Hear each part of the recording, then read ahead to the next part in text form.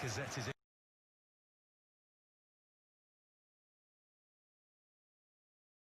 All right, everybody, welcome back. Halftime of the North London Derby, 1-1 between the teams. Lost Dean for the moment, but I've gained Ryan. Welcome, Ryan. Thank you. All right, let's jump right in. A lot to talk about. Arsenal under Arteta, a lot of good. One of the dodgy things, they're very slow coming out starting halves. First half, second half, doesn't matter. This is no different. We were talking pregame about how much trouble Spurs have had getting shots off. They had one within a minute because Arsenal just, again, seems to sleepwalk out of the tunnel. Ryan, what do you make of that? I mean, it was very sluggish from the start. We were saying it while the game was on. They're exposing us in midfield. We just don't have an answer for midfield. They play two passes and they're on our defence straight away. And the long ball over the top as well, I mentioned it while we were playing. It's hurting us big time. They're playing it over the top of Kolasinac and getting in. And he was at fault for their goal as well. Yeah, we'll talk about that in a moment. But before then, Alexandre Lacazzet with a rocket shot into the top left corner off his right foot gave Arsenal a very short-lived lead. But even before then, very puzzling player. He likes to play deep. He's the number 9, and yet we find him in midfield a lot. And we were actually kind of scratching our heads about him before the goal. Ryan, what's his real position? I don't know. He looks like an auxiliary number 8. Like he's just playing where Ceballos should be playing. And he's so far deep. He's making more tackles than he is taking shots. And it's a bit baffling, really, why he's playing so deep when we need a number 9 that's running in behind, taking space, or like just making space in the middle for Aubameyang and Pepe to come through.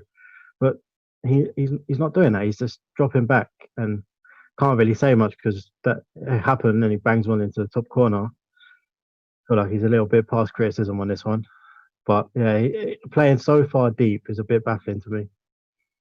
But as I was saying, I saw this in the summer when he was in Unai Emery's squad. He was dropping deep. He was dropping deep even before the season started.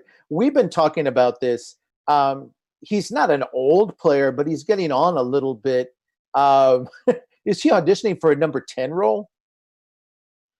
I mean, it's more than possible. Strikers, when they get to a certain age, they lose a yard of pace, but they're very good technically, which Lacazzet is. They can drop back into the number 10 and create and score from that position. So maybe that's what we're seeing. We're trying to play to his strengths of controlling the ball and holding it up rather than trying to make him running behind when he doesn't really want to. Well, if he wants to play in that role and he can play in that role, it just amplifies how much this club, that red card that keeps Eddie Nketiah out of this match really, really hurts. This lineup, this game seems tailor-made for a player like him. Yeah, Eddie doesn't stop. He doesn't stop running, and it gives defenders nightmares because the one place defenders do not want to go is towards their own goal. It's the one thing they don't want to do is start running back.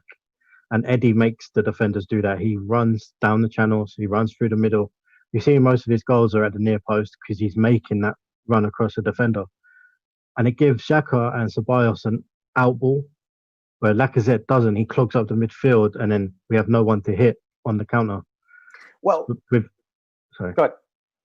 Arsenal does have a player who can fill that role, right? They can move Aubameyang center. He can definitely make the runs in behind. We're setting up to see Saka come in at some point on the left and maybe Lacazette coming out? I'm not so sure because I think with what Arteta wants from Aubameyang is him in the middle of the goal, whereas R9 doesn't stay in the middle of the goal most of the time. If you've noticed with Eddie, he's either behind, not in the middle of the post, if you like, because he's making them runs that create space for Aubameyang to run into. And Aubameyang running in late, like he did with the chance where he miskicked it, he's run into the box late. And the number 9 has taken away the defenders. So he's got that space in the middle of the box, get a shot away. I'm not sure we'll see him at centre forward under Arteta. What might he do then if he really wants to challenge that back line? What are his options? I think we have to persist with what we have and see how we can go from there. Maybe change the back five to a back four, and then attack with three attackers and three midfielders. Maybe bring in a Torreira, hold in with Xhaka and Ceballos, utilizing their creativity, trying to get our forward players through. All right, we've got to talk about it. Arsenal was up, but not for very long. The back line, Kolasinac, Luis, Mustafi, they've been pretty good thus far. And then we saw reversion to the bad back line, clear misconnection, back pass from Kolasinac back to Luis, seemed to be wrong-footed him, floated behind him. Some talk that Luis was slow responding, clearly wasn't a good pass. He wrong-footed his fellow defender, goes on to Son's foot. He's able to circle the keeper, chip it in, and we're even. What can we say? I mean, it's a story of our season this season, isn't it, really? Defensive errors. I've got a video coming about the defensive errors that we've made this season, and I think errors leading to goals, I think we're top through our defending and through our midfield. But Kolasinac really doesn't have to make that pass with his weaker foot. It's such an odd pass to play with your weak foot, and he's left David Luiz stranded, really, because David Luiz is coming towards him, and he's played the ball too far to his right, which he can't obviously get to. And I said previously, Kolasinac as left centre back worries me quite a lot because he's not very good on the ball. Like technically wise, he's not very good on the ball. He's good going forward, but on the ball, he's not the greatest. And defensively, I said it against Wolves, his awareness is not high standard either. He's very lackadaisical sometimes, and it worries me quite a bit. And I think if Pablo Mari, you mentioned it during the game, if he was fit, Kolasinac wouldn't even get in the starting team. Okay, now let's talk about that position, because when Mari got injured in that match, you recall, Kieran Tierney wound up as on the left side of the back three. If Kolasinac continues, might we see, he's got Saka on the bench as an option to play on the left wing back position. Might we see Tierney in that lower position with Saka in front of him? It's more than possible, because if we're trying to win the game and Arteta doesn't want to change formation or whatever, Saka playing left wing back with Tierney behind him is a lot more attacking than having Kolasinac behind Tierney. That's more defensive stability rather than trying to get forward. But if you've got Saka playing there with Tierney, I think that's a bit more attacking, and we could probably see a little bit more joy, especially with Saka's chemistry with Aubameyang. Okay. He didn't make the save. Obviously, he was hung out to dry as well. But Emi Martinez has had a very good first half. Emi Martinez had a very good run. We're seeing chatter on social media. Some people already want to elevate him into the starter position. That seems to be a bit extreme, at least to my eyes. I mean, I think people are forgetting how good Bernd Leno was at the time he got injured. But it's a nice problem to have, isn't it? Very much so. And I think if you remember back to a pod when we first started lockdown, I said I wasn't a big fan of Emi Martinez because of his attitude, because he kept coming out and saying, oh, if I don't get first team opportunities, I might have to look to leave and that kind of thing. And I said, well, just leave then.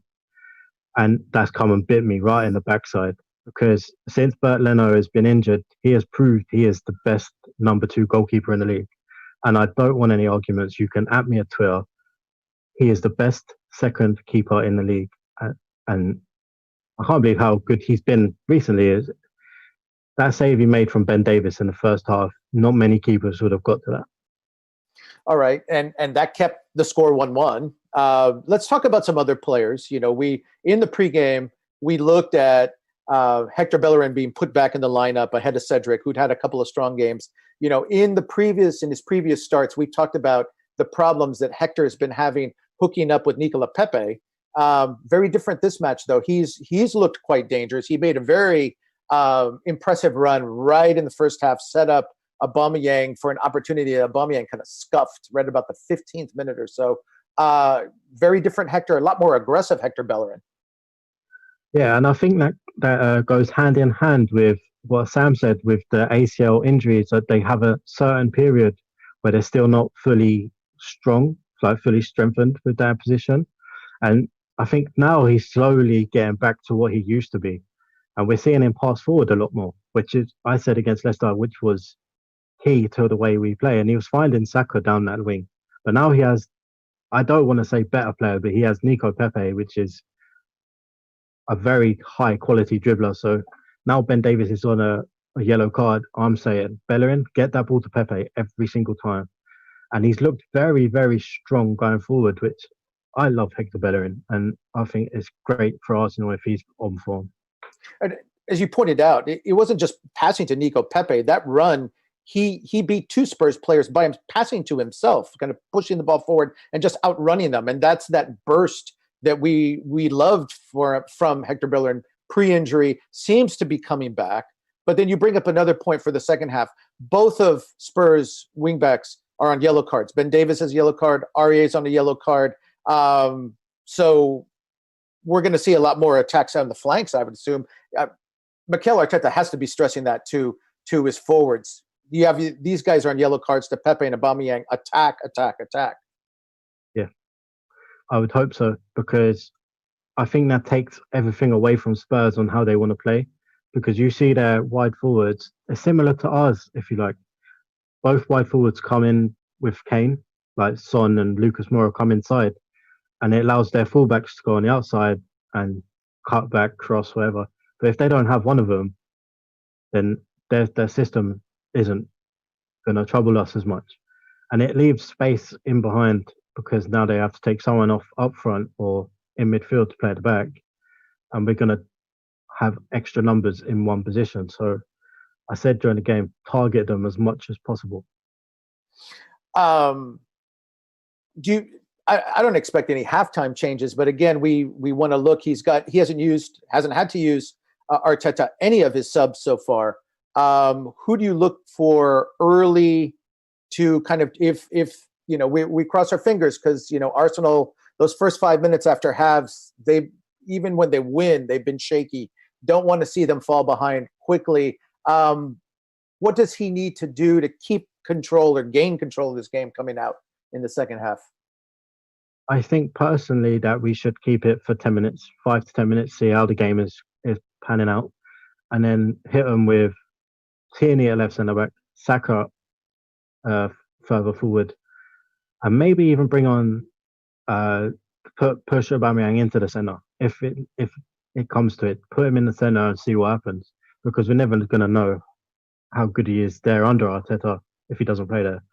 So that would be two of my changes. But also, we don't really have much attacking wise on the bench, I don't think. I think it's Nelson and Saka that are attacking players, so there's not much we can go off.